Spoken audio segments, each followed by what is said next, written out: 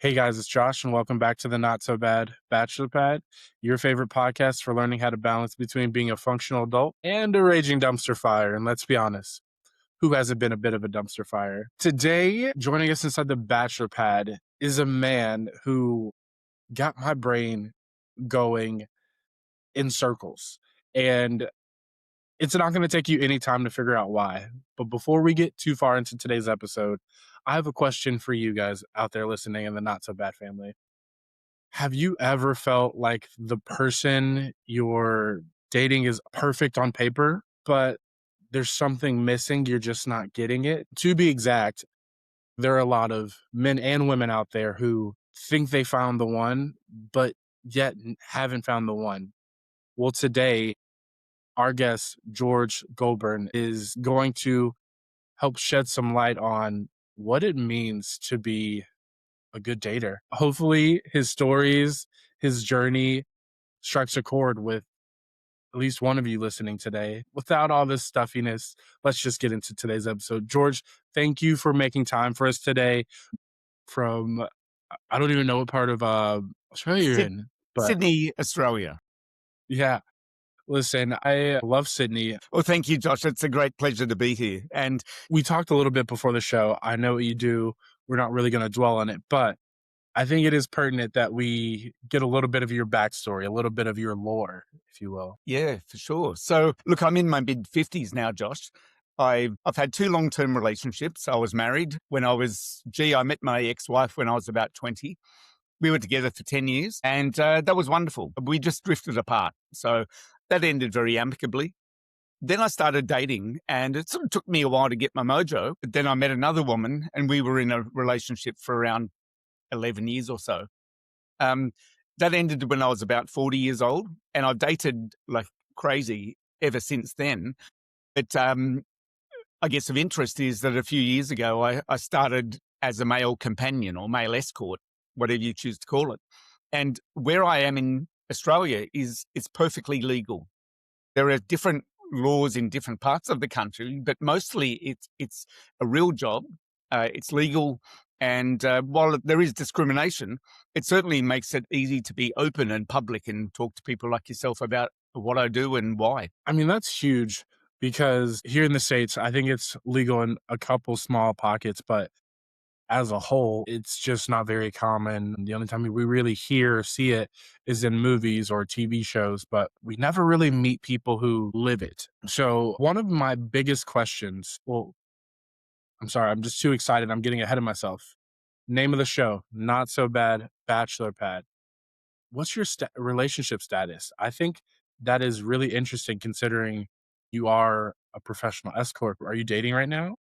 Yes, I am. Yeah, I consider myself, well, I'm single, definitely. I do have different lovers, some here in Australia, some overseas, and they all know 100% what I do, both as an escort and that I'm dating other women as well. So I'm ethically non-monogamous is the phrase that probably many people know and understand, but if they don't, it's being honest that you're not dating one person and you're not cheating because whenever you don't have to lie, it's just so easy to just tell the truth.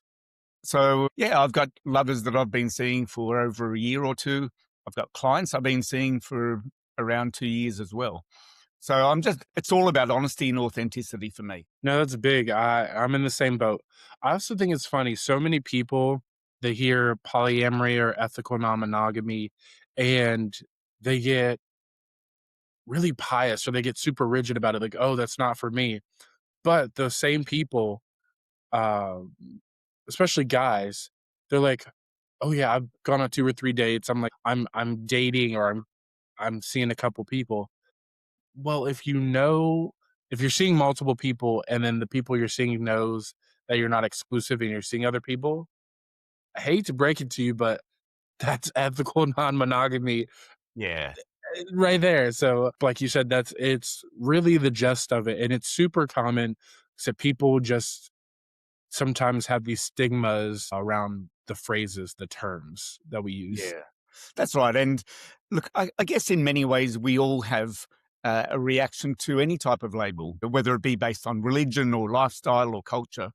And it's just a brain association. And for many people, it makes them feel a bit icky because it's not something they can imagine doing.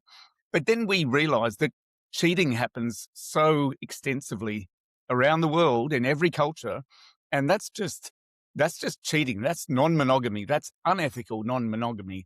So look, Hmm. if you've got an issue with the phrase, don't worry about the phrase, but just know that you're either not cheating on someone or you are, or you're doing it in a different way. Keep it simple. It's so simple, but it's so funny how abstract that concept is for so many people. Because that's one of my biggest things. I literally had this conversation a few hours ago is that we're all adults here. Communication, honesty should be a given. However, it's not. So if you're in a relationship and you feel like all your needs aren't getting met, have a conversation. Let your partner know that, hey, maybe you being my quote unquote everything is a lot to ask for you because I need so much or I need X, Y, and Z. Mm. How about we open things up? How about we try this or we do this? And I feel like if we can start having those conversations and really just being honest with our partners, so many more people could find their own lane of ethical non-monogamy that works for them. Yeah. And look, I've got some tools and tips that I can go into if you want to, but there's also tons of books and other resources out there that can really steer you in a way that might be less, I guess, confronting than you might think. But always better to have the conversation than not, because if you're holding something back, that comes out whether you like it or not. And so you're not doing yourself or your partner or partners justice if you're just not being that full version of your authentic self. For sure. I always have to imagine because it's not what I do. I always think it would be a cool job being an escort or being any type of sex worker to an extent because you kind of get to be your authentic self at work and at home. And that brings me to I think a really good question.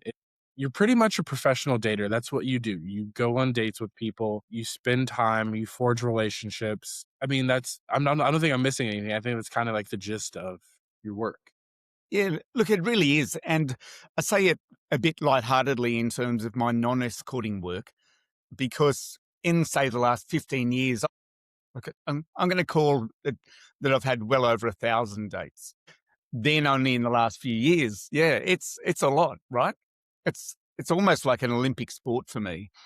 And I tell you why I do it, because I love meeting new people. I'm an extrovert and I love learning. So every time I'm going on a date with a woman, I filter very carefully, whether it be on dating apps, which usually it is. Let's be clear, it's the easiest way to meet people these days. I will get a sense of the photographs, how they come across, the energy that I can feel in the images. And if we match, then I prefer to have a phone call because you can get a better sense of someone, just like we're talking here right now. And then I have a saying that I made up that I have high standards but low expectations. So, for example, if a woman and I have matched, we've agreed to go out for a coffee or a date, and I don't get nervous because it's just about learning. And if something happens and there's spark and chemistry, that's a bonus.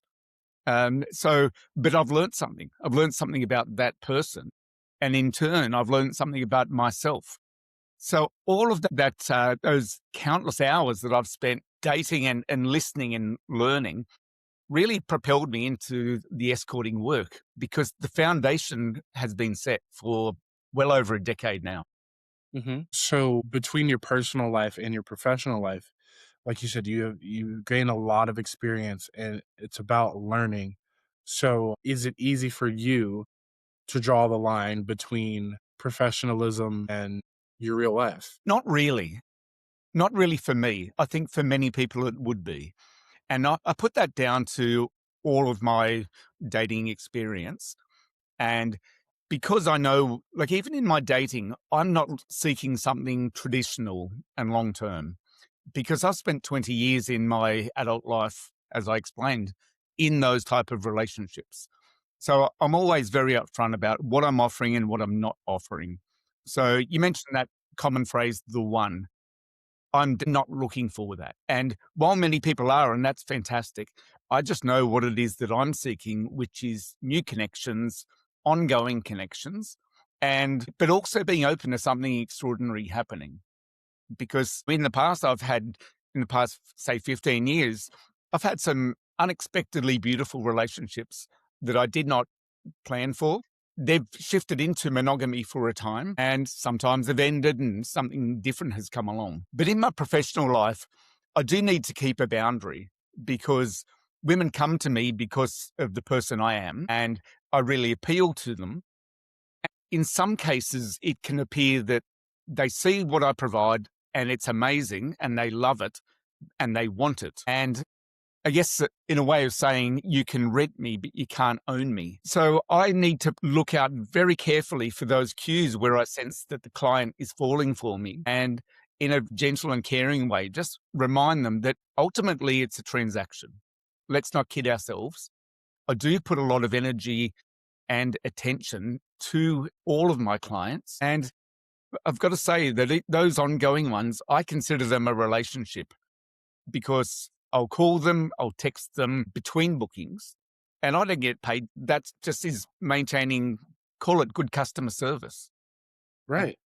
Yeah, it's pretty straightforward for me, having done this work a while now, that you look after your clients and it will reap rewards.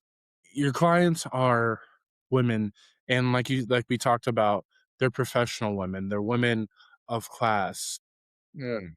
who have standards as well, and they see you as a product, but as a person as well. I know it's hard for you to differentiate, especially those long time clients, because you're right. You're right. After about, I would say, like for me, I feel like after a month or two of us having steady interactions or transactions, it's pretty solid. I'm learning things about you intentionally, unintentionally.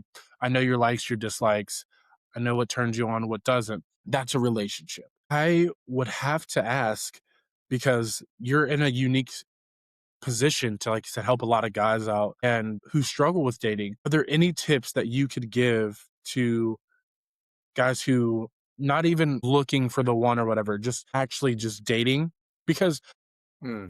they put it all together and it is, but being able to actually go on a date, start to finish, and crush it, that's a skill not everybody has. You know, some people are good in the pre stages where they're just texting or emailing. Some people are good at the day-to-day relationship stuff. And then you have the very select few who they're just good at getting dates and crushing the dates. So do you have Mm. any tip to help those guys who are struggling on the actual date to get to the finish line? Absolutely. Look, it's overstated, but it's so correct that communication is everything. So from the very first moment you were let's just use the example of dating apps. So the way you appear in your photographs is the first and most important thing. Because I don't know about you, but when I'm swiping, it's less than a second that I give to that very first photograph. So that is so easy to fix. So no sunglasses. You want to see the people's eyes. You can read more about a person that way. Clear photographs, not with a group of friends. So you've got to Mhm. work out, well, That's which for one sure. are they? Don't do the stereotypes of holding a dead fish that says, I'm a man, I can provide for you. Women hate that stuff. Never send dick pics unless you've really progressed and they've asked for it. I shouldn't have to say these things, but it's super simple. And women say to me all the time, why are guys so hopeless on the apps? So photographs, that's the first one. Secondly, read the woman's profile and ask questions. I know so many guys, because I hear this from women, who, let's say they have a date, the guy doesn't ask any questions of the woman. He's just talking about himself and his own favorite topic. But really, women like to talk about themselves too. And if you can show that you are interested in who they are and that you're an interesting person, that goes a very long way. So really pay attention and show that you're paying attention by, if they talk about the meals they like to eat or where they go on holidays, say that back to them in a conversation. Just keep the conversation flowing. And look, they're the simplest ones. And be a good texter. as well. So many men ghost women. I think that is completely cowardly and stupid. There's a human there. And what I've said many times, if I'm not feeling the connection, I'll just say, look, it was great to meet you or to match with you. I'm just not feeling the connection here. All the best. Full stop. That's it. Be respectful. Women, that goes a long way to just showing that you're not a dickhead and you're not like all the rest. So look, there's some headline ones for me, Josh. And just if you can, I know dating can be nerve-wracking for many people. Try to do what I said about high standards and low expectations. Don't expect I do because love you'll that. have a date, it means you're going to have sex or you're going to have a second date. Just do a few deep breaths. Think, like, I'm going to learn something here. This person sounds interesting, but you never know what the chemistry is like. So just be polite, be friendly, be open.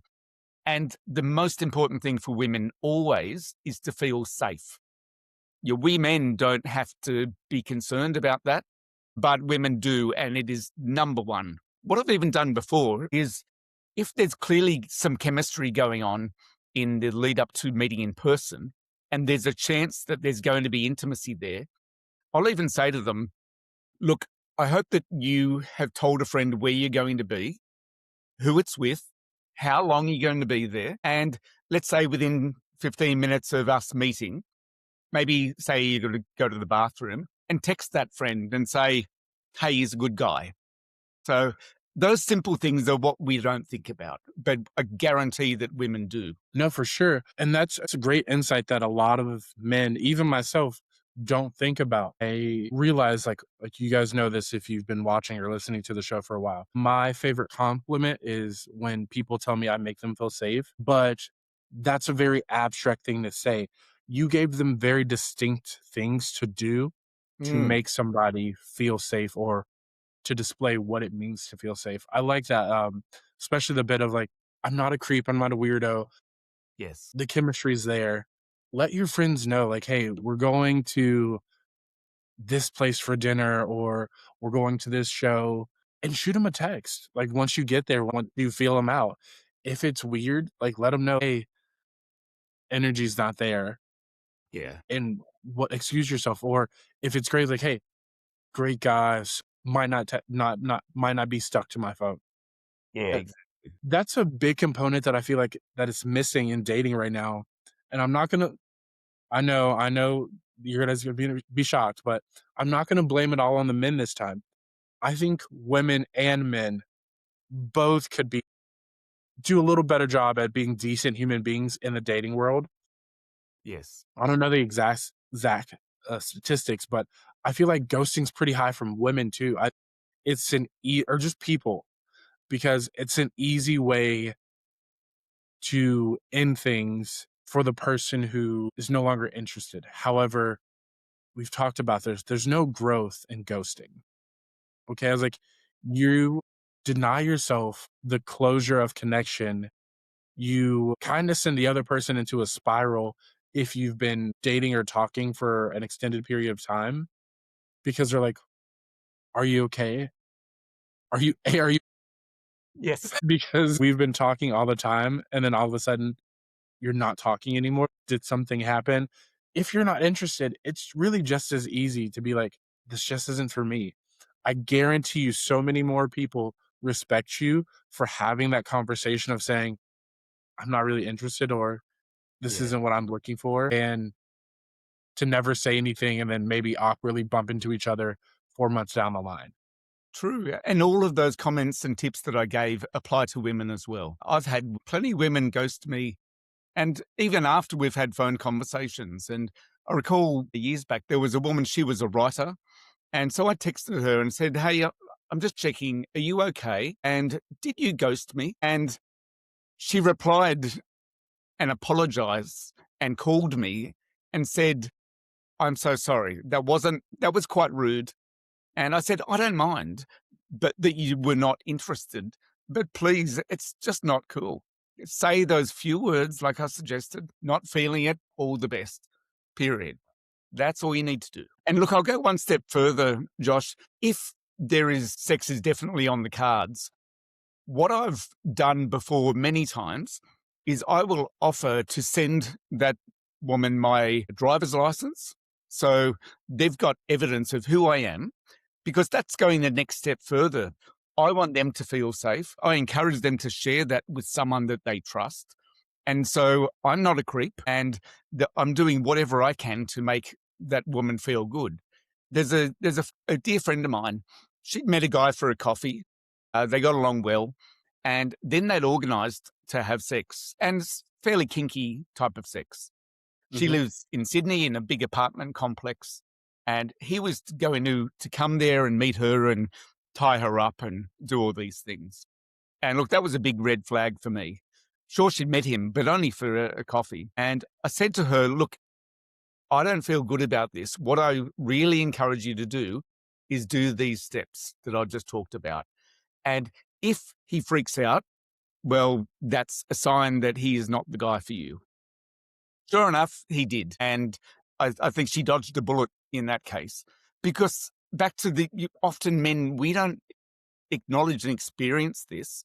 So to go that next step, it's like, okay, he's willing to be out and show me who he is. And you can, Google me and all of that sort of stuff. So you've got many more points of contact to at least feel that you want to enter into a connection with the person, as casual as it might be. No, for sure. And it's so hard. It's a conversation that we don't have enough, because some people feel like we're trying to demonize them or guilt trip them. We're not. Guys, it's just a fact that if you want to be successful in dating, you have to make your partner feel safe. Your partner experiences a whole world, a whole slew of situations that you'll never experience, or we hope that you never experience, but you still have to try to put yourself in their shoes. Like I said, taking these little steps to make them feel secure, safe, and included. I'm telling you, the points, because it's not a game, but they're definitely keeping score. The points just tick up in your favor. And the more guys are crap at dating, the busier I get, which is, and I moved into this work because women kept telling me that I should get paid. Where are all the men like me?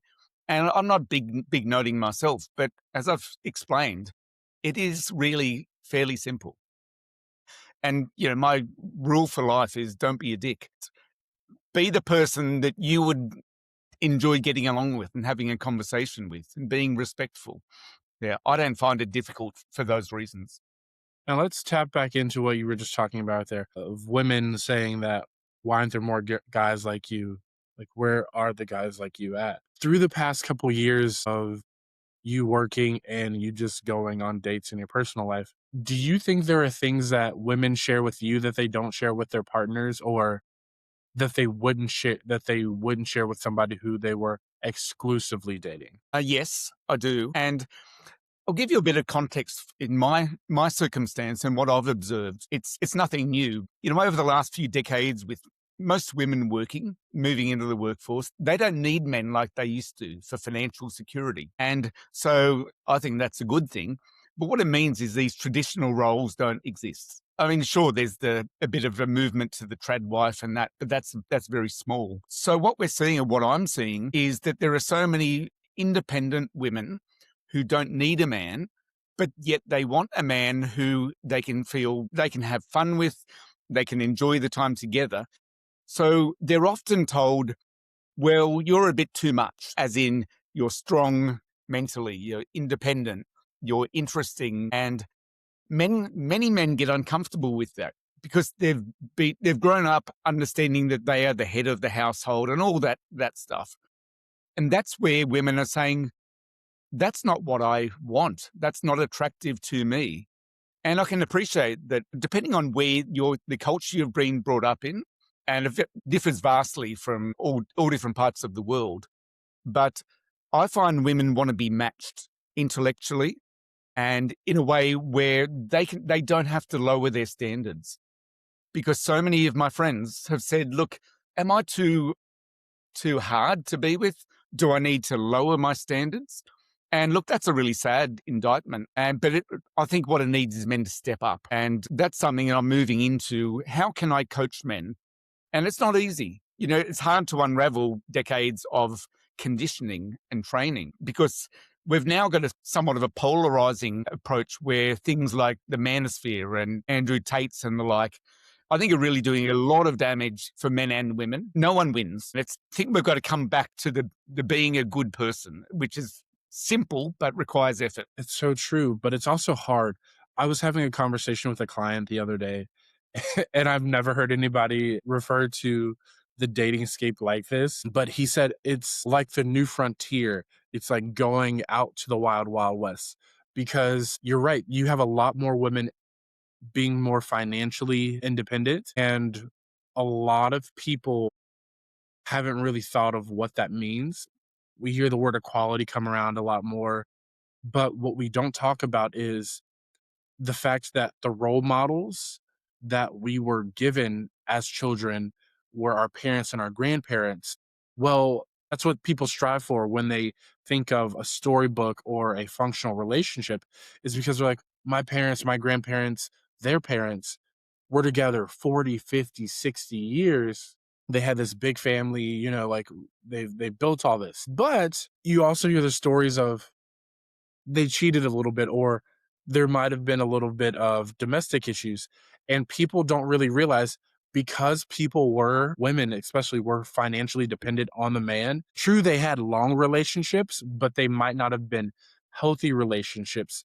Mm. So even though we want the longevity that our predecessors had, we have to find a way to do that while respecting and keeping some modern ethics into our relationships. Look, I thoroughly agree. And look, even if you went back a bit further, a couple of 100 years ago, people would marry for convenience because they had a sheep and you had a goat. This idea of love didn't really enter into it until the romantics started up this concept of love. Then we've bought the story of that. Hollywood is a great contributor to that. You meet, you fall in love, you live happily ever after. My father passed away a few years ago, but my parents were genuinely happily married for 60 years. And so when I came out, so to speak, as being non-monogamous, they just didn't get it. And I said, look, you don't have to get it, but monogamy doesn't work for me and I don't want to cheat. So this is an alternative way. And I'd express it in simple terms like, look, mum, you've got more than one friend, right? Does that friend get jealous when you have lunch with another friend? No. We offer different things. And precisely, that's what it is. Just don't lie and tell your friend that they're the only person you ever will have something to do with. And that's perfectly okay. Because think about it, if the rate of divorce or separation is roughly 1 in 2, and then there's the ones that stay together unhappily, it's not a should you would bet your house on. Going to 50% chance of failure, maybe you need to rethink, is there an alternative perspective? And as I said, that's what I did. And I think it is so logical to not hold up this perfect, inverted commas, vision of a relationship, because so often it doesn't happen. And that leads to great disappointment. It's all well and good to have that lofty view, and that's beautiful. And if that happens, happy days. But reality is a tough thing, and it can lead to serious heartbreak, and that can go anywhere. No, it's valid. People love to say, if it's not broken, don't fix it. Obviously, there might be something broken about the model, because if the stat is it's 1 and 2 or 50% of marriages are ending in divorce, I would say that's pretty broken, you know? Yeah. That's half, like you said, half the time. So we do maybe need to start exploring these other avenues, even if you don't want to subscribe to any current traditional role definition in non-monogamy. Just re-exploring what you want out of a relationship, or what your relationship with your primary, your partner, whoever you're involving looks like. That's the point. It's Mm. not some exclusive club that you have to audition to get into. I was like, no, it's just people who enjoy open, honest connection and conversation finding each other and fulfilling whatever needs that they have. Like you were saying, you're never jealous with one friend hanging out with another friend unless you're like doing the whole best friend thing. Sometimes people get like about that, but your friends aren't mad when you hang out with other friends. So why should it be any different romantically? Or your siblings are never mad that you have time with them and then you go see another one. So why do we have this whole weird thing when it's with somebody who we're intimate with? Well, that's the point, and many people I can imagine screaming at the screen now, saying, "But it's sex, and that's sacred." And sure, it is. And the brain chemistry changes after we have sex with someone, particularly for women. And that's fine. But I also like to ask why. Why do we feel a certain way? So the mere fact that sex creates human life, not always, but you and I and everyone listening was born because a man had an orgasm. Yeah, it's not weird. It's not unusual. Sure, there's small circumstances where there's IVF, but still, a man has an orgasm. But we get weird about it. We don't want to talk about it. And I've had some my socials cancelled because they say I'm encouraging sexual activity. Hang on a minute. What makes human life? Sexual activity. So I think we've been shamed into thinking it's a bad thing. And we're animals at the end of the day. We're doing what comes perfectly naturally to us. But culture, religion, upbringings, all put a negative view on sex. So that's I think something that we need to just unpack and realize it doesn't have to be all the time and whatever, but you choose your story and everyone else has done it. Everyone walking around here has done it. So, let's not get weird and funny and shaming about it. If we're allowed to talk about fertility, why can't we talk about sex? Because it's life energy. You can bring life in by having it. Now, true, if you're just talking graphic, debaucherous, non educational, sure, draw a line or share that in your personal time. But there's nothing wrong with saying, hey, I had sex with a person, or here's what I like, here's what I'm looking for. Yes, no, maybe. That's a big thing I get all of my clients to do, especially in their sex life, but every part of their life. There are things you're into, there are things you're maybe curious or you don't know about. You have hard, fast, no thank you boundaries around certain things. I feel like when you have good conversation, you shouldn't censor that because by censoring it and not educating people, especially guys, because we're talking about this, and gals, later on you end up with people who are put into situations that they didn't either mean to put somebody into or they don't know how to get out of. Mm. And what I mean by that is there was a big push years ago about consent. We don't teach consent about 90% of our life or stopping. But those are really big things when you're being physically intimate with somebody because at any point if somebody gets uncomfortable, you got to be like, "Hey, we can pull the cord. This doesn't have to happen."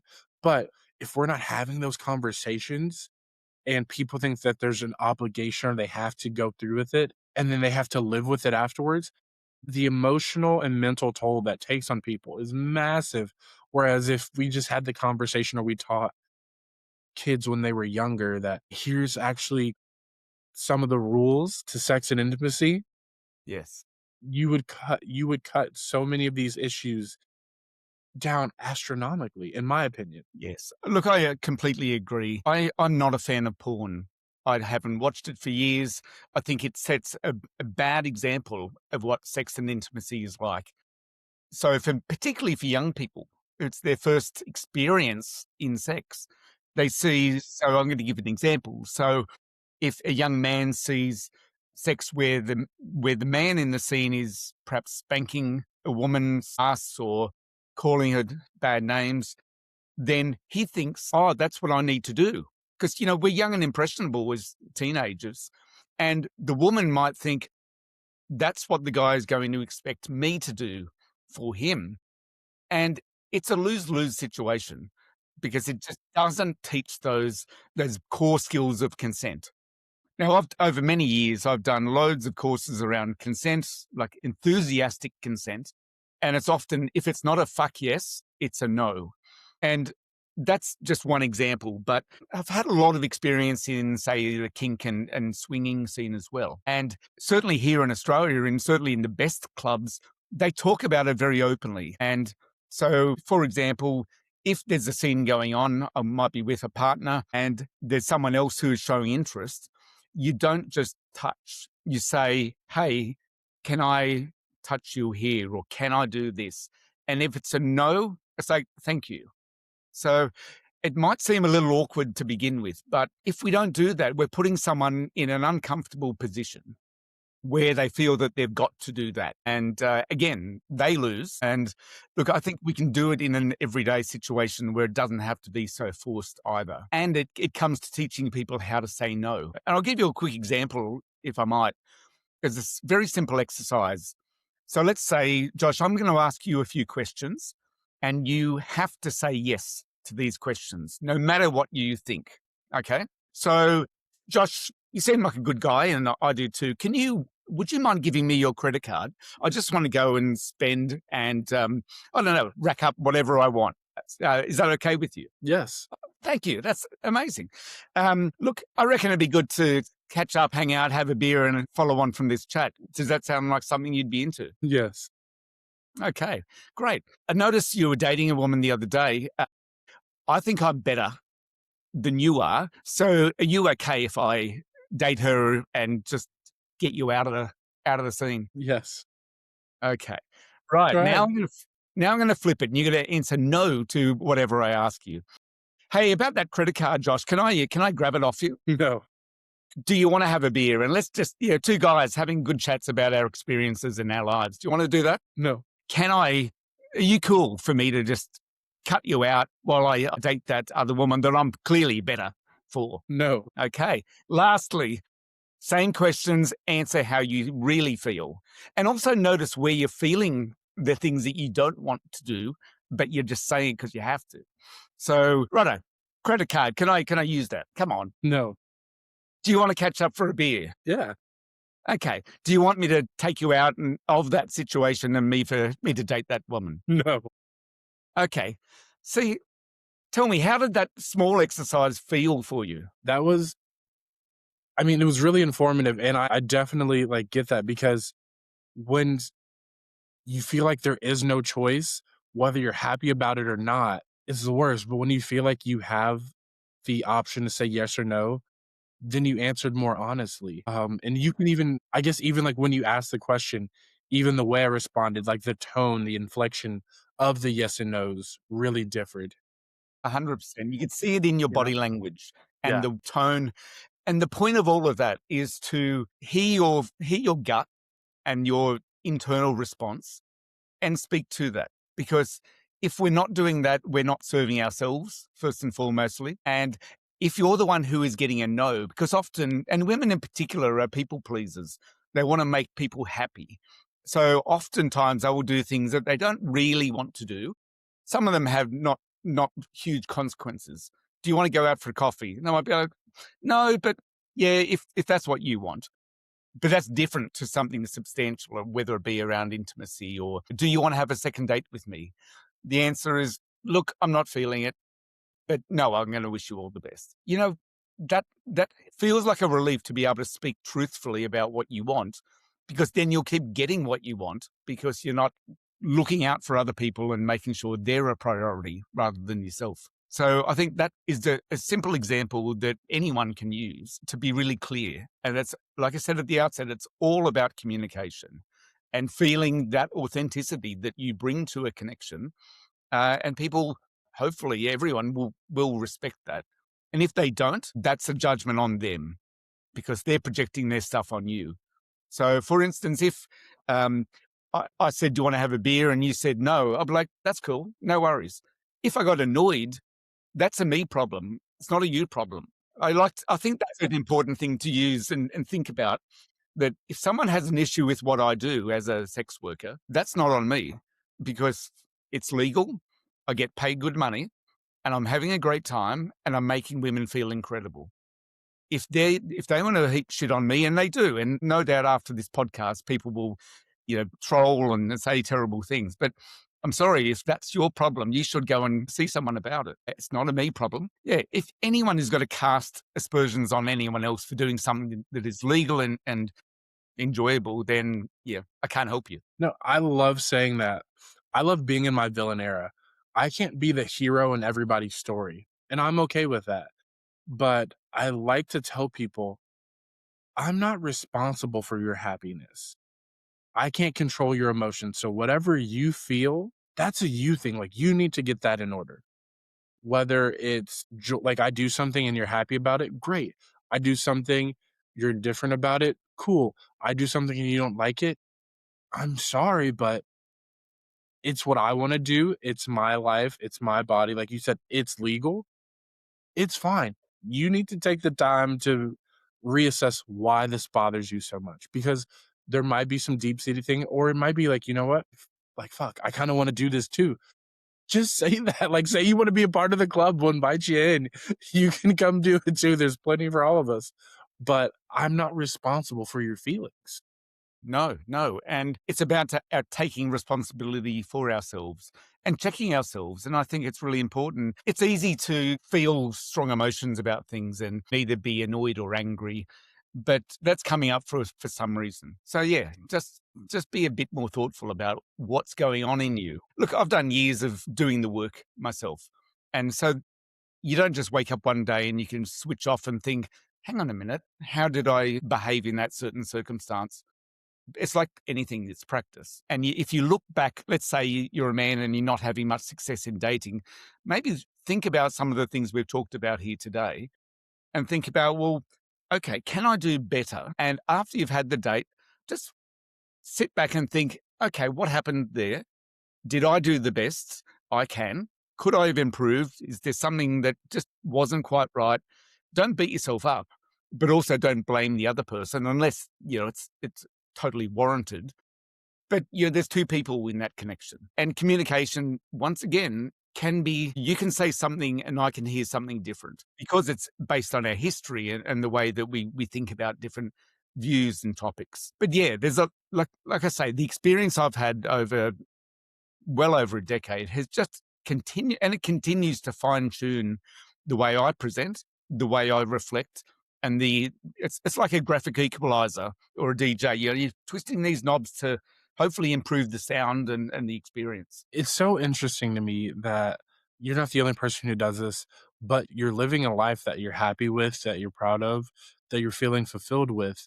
There are a lot of positives to it, and I love the authenticity that you bring to it. But I have to ask, there are always two sides to every coin. So, are there any downsides to the lifestyle that you live? Um, and I don't even mean just professionally, even in your personal life, and just being non-monogamous. Like, are there any drawbacks? For many people, I would say yes. And you alluded earlier that you can imagine it would be fun and good work to do. It's extraordinarily challenging and difficult. I think I'm I'm fortunate given that it really works for me. I've always been hyperactive. It's probably likely I've ADHD, but I can hold down two jobs. So I do have a part-time day job as well. So I do very well in that. I'm dating multiple women. I'm doing all of the work that escorting requires. And that would put most people off. They would feel exhausted just listening to that. And then there are elements where most people might feel lonely, that it's transactional and therefore who looks after me? Who do I go to? And again, I'm very fortunate. I've got a beautiful, loving family, terrific friends, but I also need my own downtime. So imagining all of that stuff, I think it really is a very unique person who can do that and do it well. It just feels right for me. So Mhm. yeah, I've had many men reach out to me and say, I want to do what you do.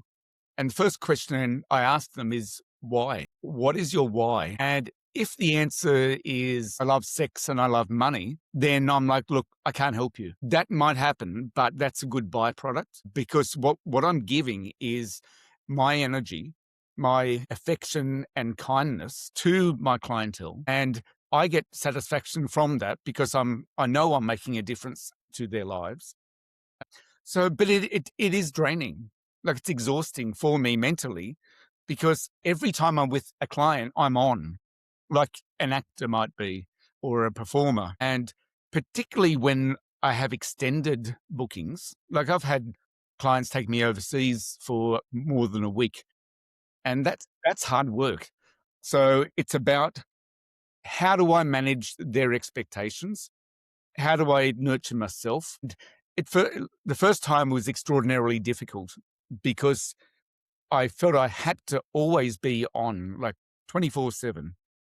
The second time it occurred, I had a much longer conversation with the client to say, look, I'm going to need a few days out to myself. And also every day, I'm going to need a couple of hours to recharge without you around.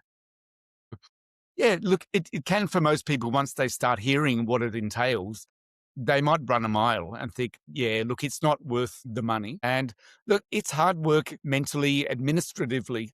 And if anyone thinks I'm making a fortune, let me disavow them of that. There's no such thing as easy money. Look, I do well, and I've got a profile, and it's taken a lot of hard work for me to get to this point. But the outcome for me is the satisfaction I give and the satisfaction that I get back. No, and I love that you have that set of ethics to be like, this isn't about the sex and the money. It's about the connection. It's about bringing pleasure into people's lives because intentionality really does make a difference. Like you say, high standards, low expectation.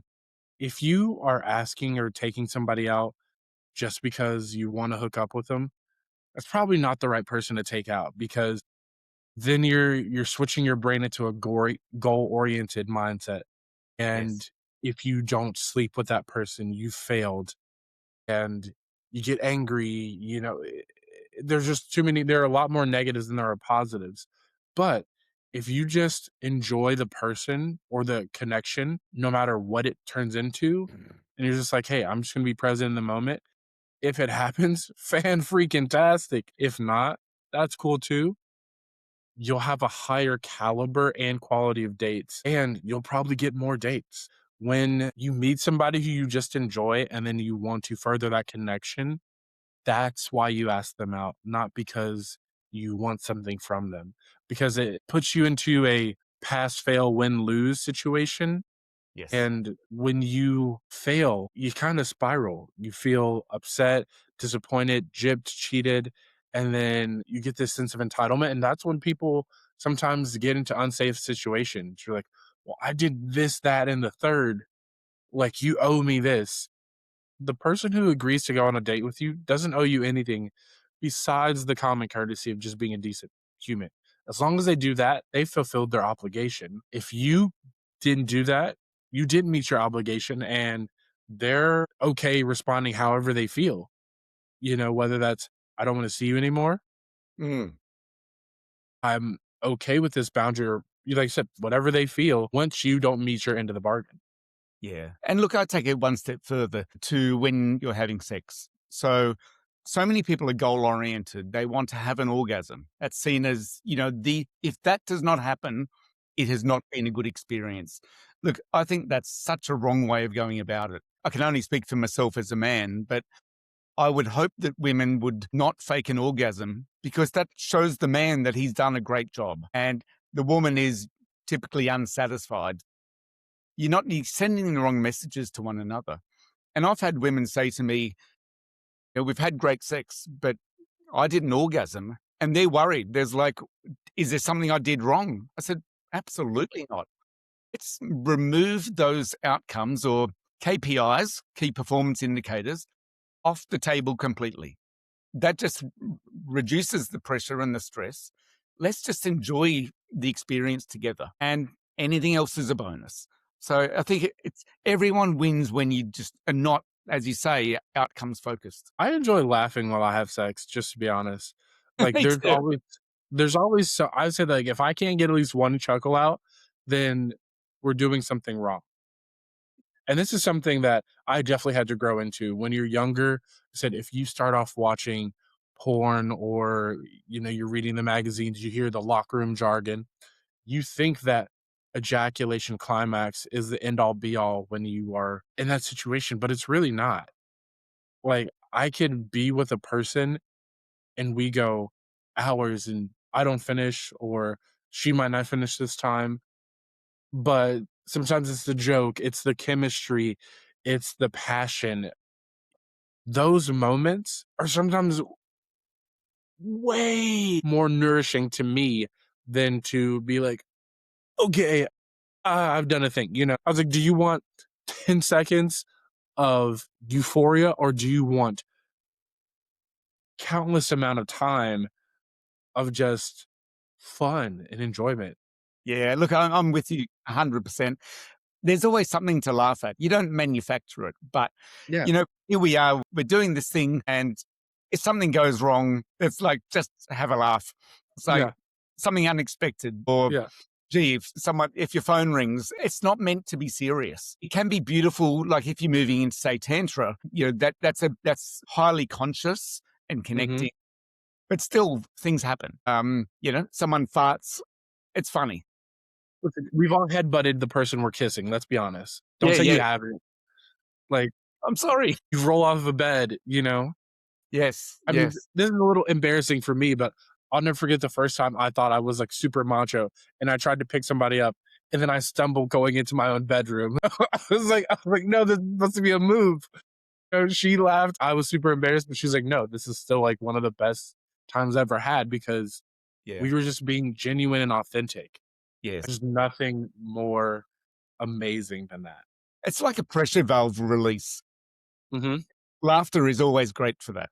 And it's just shows we're human, shows that we might be nervous, but laughter can just help get rid of some of that.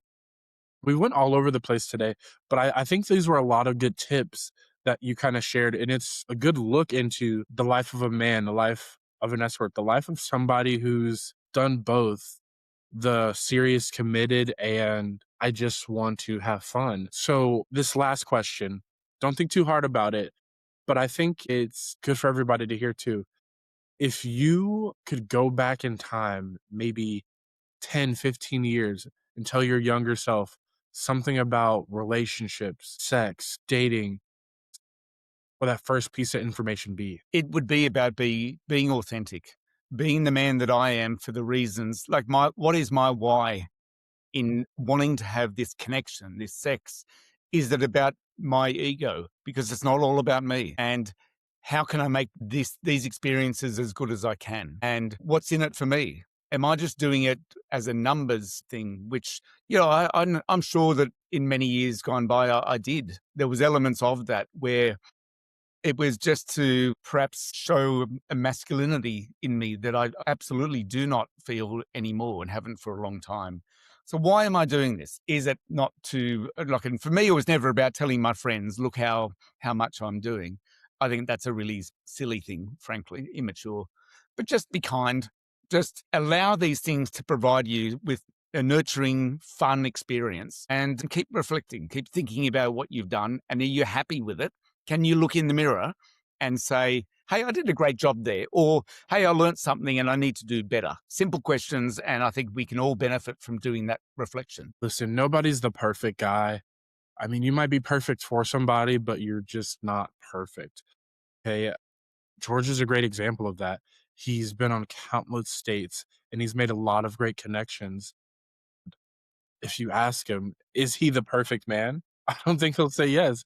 No He way. knows as well as the rest of us. Like, we all have something that we can work on. We can always be that 1% better. If someone's paying for connection, for intimacy, to be seen, to be desired, to feel safe, what do you think they're putting up with for free? Like George said earlier today, you want to make your partner feel safe, whether that's for a lifetime, whether it's for the brief moment that you're sharing. You want to be what they need and you want them to be what you need. So take a step back and really reevaluate not just who you are as a person, but who you are as a partner. And are you the reason that George is staying in business? Or are you the reason that pretty soon he might have to lay it into his day job? Great. Yeah, absolutely. Spot on. All right, guys, thank you so much for making it to the end of another episode of the Not So Bad Bachelor Pad. George, where can everybody tap in to just see what's going on in your world? What does the rest of 2026 look like? Look, I've always got a lot going on, and that's how I love it to be. People can find out more about me at georgegoulburn.com. And on Instagram, I'm at George Goulburn Official. And there's much more detail on those platforms. I've been really eager to move into coaching of men about how they can learn more about what we've spoken about this last hour or so. And I do that in a fairly informal way at the moment. But I'm also connecting with sex and relationship therapists, both in Australia and overseas, because we offer complementary services. They might do the talk therapy, and then I can do the practical therapy. So I've got different avenues. I'm sure you can tell here, Josh, I'm very passionate about what I do. And I think we need to be more humane to one another. And this is just one way of doing that. And if I can help women know that they can ask for what they want and they don't have to put up with what they're receiving, that's why I do what I do. And online dating is a pretty grim space. And I'm a professional, just like you would see a therapist or a hairdresser. I've put in the time, countless hours, days, weeks, years to do this work. And my focus is always on what the client wants. Even if they don't know what they want, we'll unpack that. So I think I like to spread the word because I don't think me encouraging other quality men to get into this industry, I don't think it's competition. I think it's growing the pie. And I do offer some services like video calls, video coaching. So there's things that we can do that don't break any laws for the States. Sure. Well, George, like I said, thank you so much for making time for us today. I hope you guys out there learned something, felt something, decided that maybe you need to look into something about you. I know I've had that conversation with myself to be like, you know what? Did I do everything I could to make that person feel safe on our date or comfortable? But until the next one, I will see all you amazing bachelors, bachelorettes, and partner people in the back. I see you on another episode of the Not So Bad Bachelor Pad. Don't forget to hit these links down below and go check out George's page as well. I will see all you guys next week. Thanks, guys. Thank you.